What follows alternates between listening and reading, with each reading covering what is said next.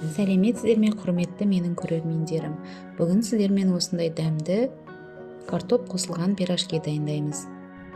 Алдымен осы ыдысымызға жылы суымызды құйып, дрожжымызды, секерімізді, тұзымызды саламыз да осының үстіне ұн салып, қамыр елейміз.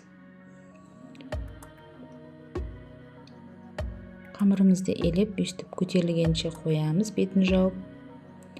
Қамырымыз дайын болғанша суға піскен картопымызды езіп, пюре қылып, осының үстіне бұрышымызды салып, майға қуырылған пиязымызды салып, араластырамыз. Міне біздің қамырымыз да дайын болып қалды. Осы үстелдің үстіне кішкене ұн себеміз де осы қамырымыздан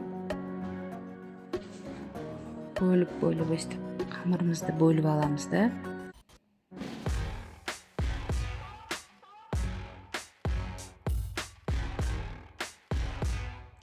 Осының ішіне пюремізді салатын боламыз.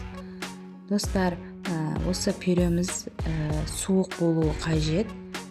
Ысы күйінде салсаңыздар, пирожкилеріңіз ортасы шикі болып піседі. Және майға қуырған кезде астын қатты шығармай, орташа отта асықпай пісіріп алғандарыңыз жақсы болады.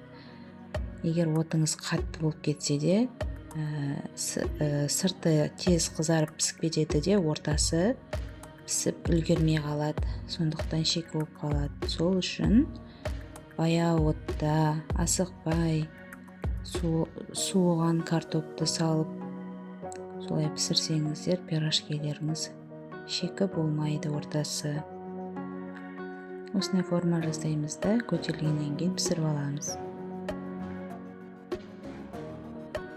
Міне осындай бізде дәмді пирожки шықты.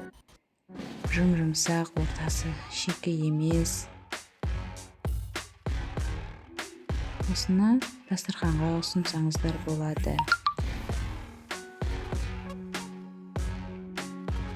Маған лайк басып, комментария жазып, подписаться етіп кетіңіздер. Ас болсын.